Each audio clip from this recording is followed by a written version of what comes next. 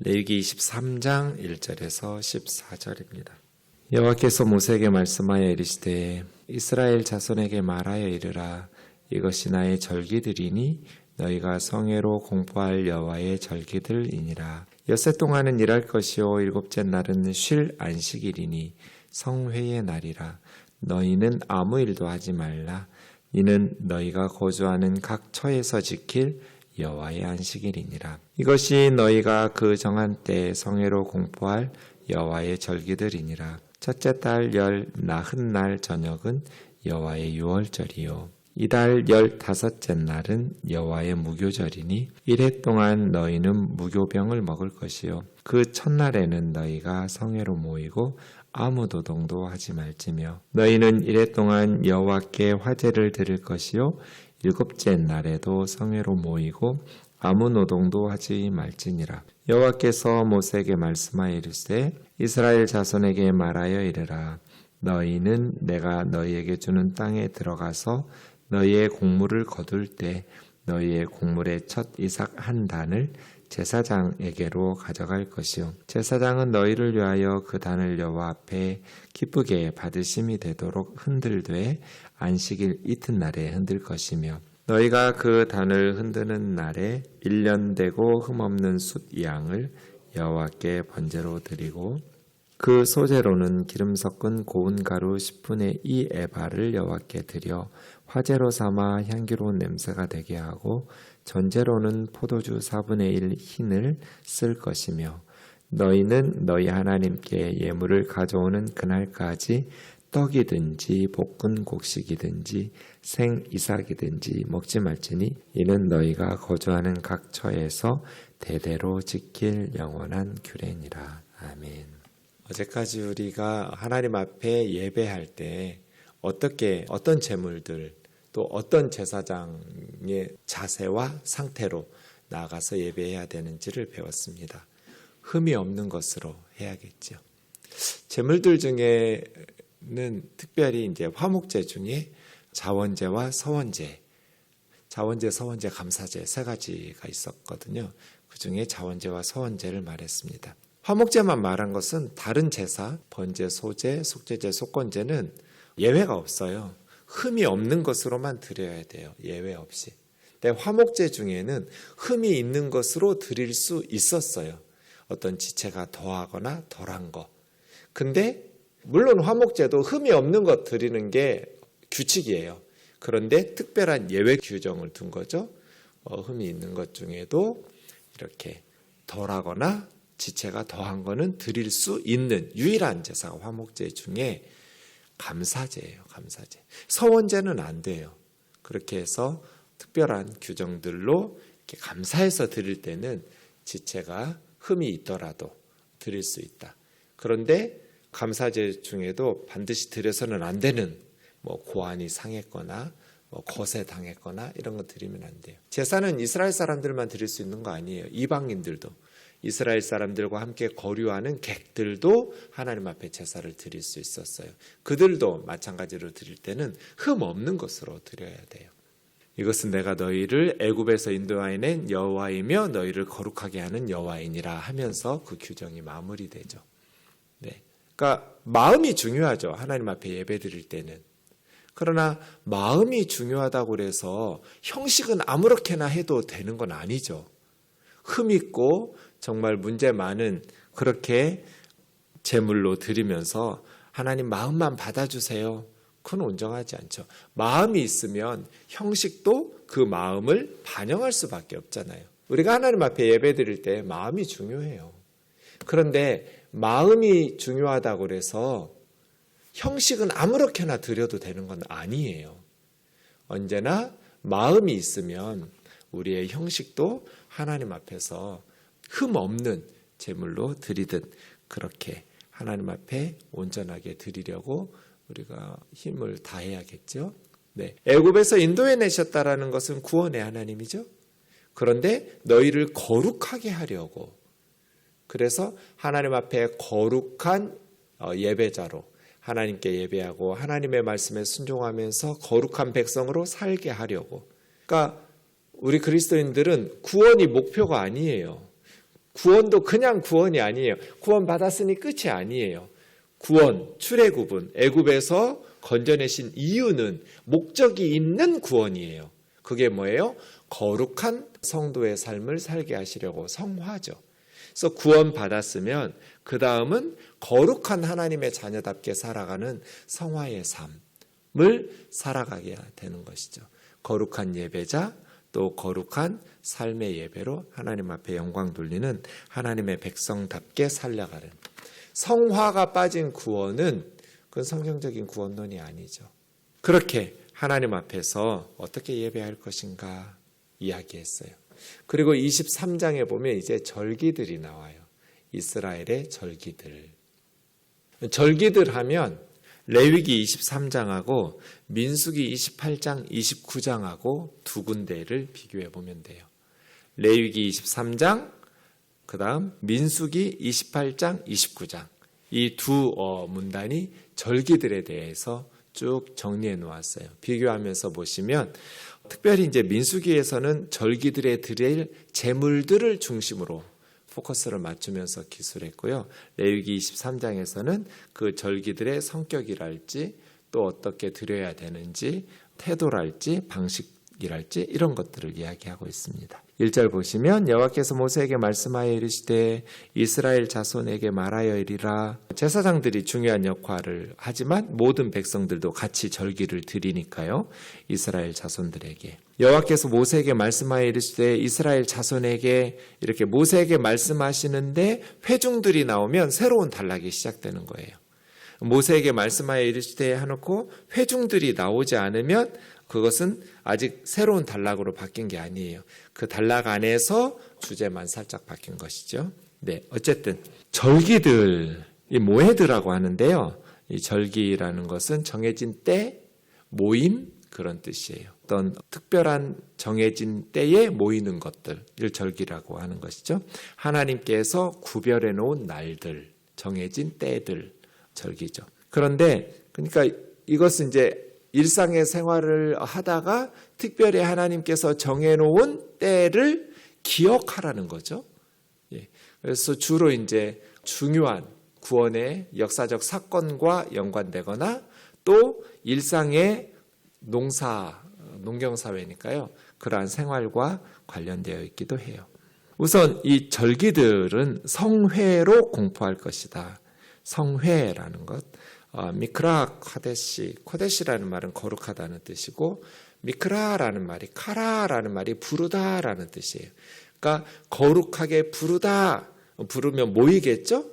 그래서 거룩한 집회들, 거룩한 모임, 거룩한 부르심에 이렇게 모이는, 이걸 성회, 거룩한 모임, 거룩한 집회일 이렇게 말할 수 있겠죠? 여호와의 절기들이다. 한데 안식일 이야기를 하고 있어요. 3절에서. 안식일은 절기라고 말하기는 좀 그래요. 그래서 4절에 다시 여호와의 절기들이 이것이다 하면서 다시 새로운 주제인 것처럼 말하는데, 그럼 안식일을 왜 이야기하는가? 안식일은 모든 절기의 기본적인 원리가 들어있는 거예요. 우선 안식일에는 성전과 회당으로 모이죠. 그리고 일하지 않고 쉬어야 돼요. 그리고 특별히 하나님께서 구별해 놓으신 날들이에요. 네. 그래서 이것이 모든 절기들의 원리와 기준이 되는 어떤 중요한 원칙, 절기들을 지키는 틀을 제공합니다. 엿새 동안은 일할 것이요 일곱째 날은 쉴 안식일이니. 안식일은 그냥 쉬는 날이죠. 네. 일하지 않고 편히 쉬는 거예요. 성회, 거룩한 모임의 날이라. 너희는 아무 일도 하지 말라. 이는 너희가 거주하는 각 처에서 지킬 여호와의 안식일이니라. 네 가지를 이야기했네요. 네. 첫 번째는 너희는, 그러니까 가족과 함께 모두 쉬는 거예요. 사람들뿐 아니라 동물들까지 다 쉬는 날이죠. 네. 하나님께서 쉼을 주시는 날이에요. 두 번째, 하나님께서 쉬셨기 때문에 사람도 쉬는 거예요. 그러니까 하나님이 6일 동안 천지 창조하시고 일곱째 날에 안식하셨기 때문에 너희도 안식하라고 말씀하신, 우리는 하나님께서 일하시는 방식으로 우리도 살아가야 되는 것이죠. 우리를 위해서 하나님께서 그렇게 창조하신 거죠. 하나님 6일이나 뭐가 필요해요? 1시간에도 온 우주 만물을 다 만드실 수 있어요. 그죠? 하나님의 능력이 부족해서 엿새 동안이나 필요한 게 아니잖아요. 그러니까 하나님께서 일하시는 방식대로 우리도 살아가도록 엿새 동안 일하시고 일곱째 날 쉬신 것처럼 일곱째 날에는 아무것도 하지 말라. 하나님을 닮아가는 게 거룩이라고 제가 말씀드렸죠. 그래서 모두 쉰다. 이것은 하나님을 닮아가면서 쉬는 것이다. 그리고 세 번째는 각 처에서예요. 어디서든지 쉬는 거예요. 성전에서만 안식일 지키는 거 아니에요? 가정에서도 어디에서도 다 삶의 현장 모든 곳에서 쉬는 날이 안식일이에요. 그리고 네 번째는 누구든지 쉬는 거예요. 네. 그러니까 열심히 엿새 동안 일하고 일곱째 날은 쉬어라. 모든 피조물들에게 안식을 주시는 날이죠. 이것이 모든 절기의 기본이에요. 지금은요, 이제 주일 성수죠.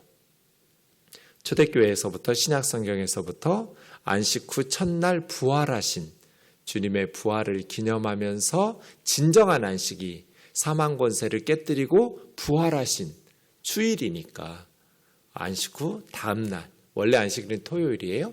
그 다음 날인 주일에 우리가 안식일을 지키면서 주일 성수를 하는 것이죠. 원리는 똑같아요. 쉬어야 돼요.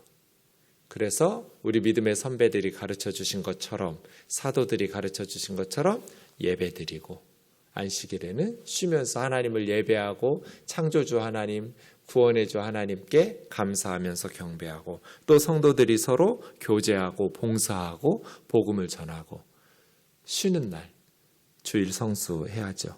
네.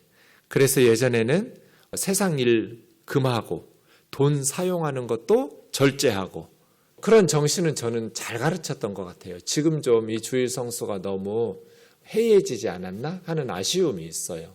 어쩔 수 없는 상황들도 있어요.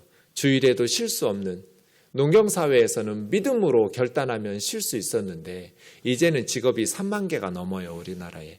그 많은 직업들 중에는 주일에 일하지 않으면 그 직장을 그만두고 나와야 되는 그렇게 일할 수밖에 없는 비행기를 운행한다거나 백화점의 직원이라거나 여러 가지 직업들이 또 병원에서 일하는 의료인들이라거나 쉬면 안 되는 그런 직종들이 있죠. 그럼 거기 버리고 나와서 그냥 주일에 쉴 수 있는 직업으로 그리스도인이 된 다음부터는 바꿔야 되는가? 그렇진 않죠. 왜냐하면 그 영역도 하나님께서 복음을 전하고 기도하고 이제 모든 영역들이 주일에 쉬면 좋겠죠. 가능하면 병원 같은 데는 쉴 수 없겠지만 가능하면 그래서 우리 그리스도인들이 주일에 돈 쓰지 말라는 거는 문자적으로 율법적으로 지키라기보다는 우리가 돈을 주일에 쓰지 않아야 문을 닫고 쉴 수 있잖아요. 예배를 드릴 수 있는 형제 사랑, 자매 사랑의 관점에서 주일에 돈 쓰지 마라. 가능하면 부득이한 경우를 제외하고는 주일에는 세상 일을 금하고 그래야 그분들이 문을 닫고 함께 예배를 드리고 주님을 섬길 수 있으니까 라고 말할 수 있겠죠. 네, 쉬는 것. 아이들이 주일에 예배도 빠지고 수험생 되면 당연히 주일 빠지는 걸 당연하게 여기는 사람들이 있어요. 반드시 공부 못하는 애들이에요. 그 시간에 예배 드릴 정도의 양이 아니에요. 수능에서 요구하는 공부의 양이 그렇게 많지 않아요. 정말 머리 좋고 이런 아이들은 그냥 1년만 해도 서울대학 들어가잖아요. 공부의 양이 그렇게 많지 않다는 뜻이에요. 아이들이 효율적으로 공부하지 못하고 불안하니까 계속해서 시험을 앞두고 수험생 때 이렇게 시키는 것뿐이지 사실은 하나님 앞에 예배드리고 은혜 받은 마음으로 좀 쉬고 그렇게 은혜 받고 공부하는 것이 훨씬 더 효율적으로 공부할 수 있죠. 전 주일에 아예 공부를 안 시켰어요. 저 어릴 때 시골 교회에서는. 주일 성수를 그렇게 가르쳤어요. 주일에는 공부하지 마라. 세상 공부. 예배드리고 전도하고. 그래서 월요일에 시험 보는 중간이면 그냥 낮잠을 자요. 차라리 저는. 그래서 12시 땡 하면 일어나가지고 월요일 새벽에 일어나서 시험 공부해요. 약간 너무나 율법주의적이다 이렇게 말할 수 있겠지만 지금 생각하면 우리 주일학교 선생님들한테 너무 고마워요. 저한테 그렇게 가르쳐 주셔서. 주일에 공부한 날 없어요. 수험생 때도 주일에는 쉬어요. 그런데도 그렇게 공부 못하지 않았어요. 하나님께서 지혜 주셔야 공부도 잘하는 거지. 하나님 앞에 예배도 빼먹고 무슨 공부 잘하기를 바래. 그렇게 공부 잘해서 뭐 되려고요? 성적 좀 떨어져도 하나님 앞에 나 예배 드릴래. 그런 아이들에게 하나님께서 성적도 더 좋게 해주시고 복을 주시지 않겠어요? 우리가 하나님을 믿어드리면 하나님 기뻐하시고 하나님께서 우리를 통해서 하나님의 일들을 할 수 있도록 능력 베푸시죠. 우리 하나님 그렇게 무능한 분 아니잖아요. 그래서 주일에 쉬는 거, 하나님 앞에 예배 드리는 거, 교제하고 봉사하면서 쉬는 거, 이것이 신앙생활의 기초예요. 안식일이 모든 절기들, 하나님을 섬기는 모든 거룩한 성회의 기본이다 하면서 이야기하는 거예요. 오늘 이제 첫 번째로 유월절 이야기하고, 이제 6월 중요한 예루살렘 성전에 올라가야 될 절기는 3번이에요. 물론 절기가 이 3개만 있는 건 아니에요. 그 외에도 몇 개가 더 있어요. 전체 7개냐 9개냐 학자에 따라 말할 수 있겠지만, 어쨌든 유월절, 그 다음 오순절, 초막절, 이렇게 3개죠. 그런데 이름은 9개예요. 유월절을 무교절이라고 하기도 하고 초실절이라고 하기도 해요. 같은 절기예요.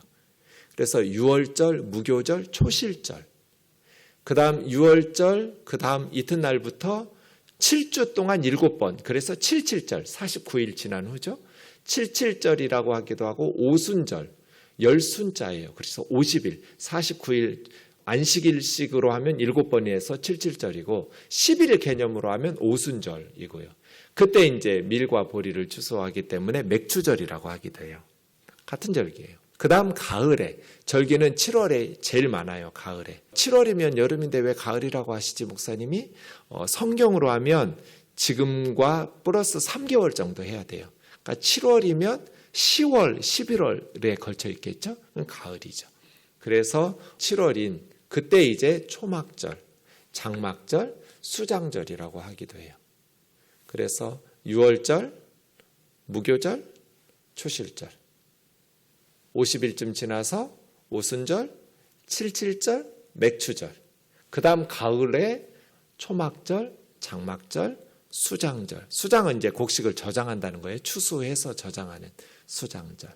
이렇게 3대 절기가 가장 중요한 절기고, 그 중간에 이제 나팔절이랄지 대속절이랄지 여러 가지 절기들이 있습니다. 우선 6월절 보면 5절 보세요. 1월 14일 저녁이 6월절이에요. 정확히 말하면 1월 14일 저녁, 그 죽음의 사자가 넘어간 패스오버, 6월절은 패스오버라고 그래요. 그렇게 패시아크 넘어간 절기를 6월절이라고 해요. 그날 저녁을. 근데 나중에 시간 흐르면서 구분하지 않아요. 그냥 1월 14일 저녁만 6월절이라고 안 하고, 그 다음부터 일주일 15일부터 7일간을 무교절이라고 하는데, 6월절과 무교절을 구분 안 하고 그냥 다 6월절이라고 하기도 하고 무교절이라고 하기도 해요. 죽음의 사자가 넘어갔다. 6월절이죠. 그날 15날 1월 15일인 거죠. 무교절이. 6월절에는 이스라엘 백성들이 출애굽한 큰 구원의 사건을 기념하는 거잖아요. 그러니까 출애굽 사건 때 이스라엘 백성들은 빨리 이제 먹고 그날 밤이 지나면 그 다음 날 15일에 애굽을 떠나와야 돼요. 그런데 누룩을 집어넣으면, 유교병을 먹으면 이게 발효될 때까지 기다릴 시간이 필요하잖아요. 그러니까 빨리 애굽에서 탈출해야 되기 때문에 누룩을 넣지 않은 빵을 구워, 좀 딱딱하더라도 무교병을 먹었거든요. 그래서 지금도 이스라엘 백성들은 이 6월절이 되면 누룩을 넣지 않는 딱딱한 무교병을 일주일간 먹어요. 그래서 무교절이에요. 그러니까 하나님의 구원 사건을 기억하라는 거죠. 하나님의 큰 구원, 이스라엘 역사상 가장 큰 구원 사건이죠. 6월절 사건이. 그것을 기억해라. 일주일 동안 무교병을 먹으면서 쓴나물도 먹고요. 1회 동안 너희는 무교병을 먹을 것이요 첫날에도 마지막 7째 날에도 일하지 말고 안식일처럼 아무 노동도 하지 마라 그러면서 화제로 하나님 앞에 예배드리면서 쉬라는 것이죠. 그런데 이 유월절과 무교절이 9절부터 보시면 초실절이라고 그랬죠. 네, 1월이니까 더하기 3개월 하면 지금으로 하면 4월쯤 되겠죠. 그러니까 겨울에 추수했던 농사지었던 것에 첫 열매가 맺히는 거예요. 보리가 맺혀요. 이때 보리의 첫 이삭, 밀보다 먼저 보리를 추수해요. 그리고 나서 이제 본격적인 추수는 맥추절 한 50일쯤 지난 때 하게 되는 것이죠. 그래서 초실절인데 이스라엘 자손에게 말하여 이르라 곡식 거둘 때 곡물의 첫 이삭 한 단을 제사장에게 가져오면 제사장이 기쁘게 받으심이 되도록 하나님 앞에서 흔들되, 그래서 요제라고 그래요. 흔들어서. 요제나 거제는 무슨 특별한 제사의 일종은 아니에요. 번제, 소제, 화목제, 속죄제, 속건제 이렇게 5대 제사고요. 그냥 흔들다 그런 행동을 표현하는 건데 우리가 한글 성경으로 요제, 거제 이런 식으로 표현하니까 무슨 제사의 종류인가? 그렇진 않아요. 그냥 흔드는 것을 요제라고 해요. 안식일 이튿날, 이게 유대인들과 교회가 좀 다르긴 하는데요. 6월절이 7일이잖아요. 그 7일 안에 안식일이 한 번은 꼭 들어가겠죠. 네, 그 한 번이 6월절 무교절 안에 들어있던 안식일인가 아니면 6월절이 끝난 후에 첫 번째 안식일인가, 그렇게 좀 다르겠죠. 네, 우리 기독교에서는 그 안에 들어있는 무교절 안에 들어있는 안식일 그 다음 날, 이튿날 뭐 이런 식으로 말해요.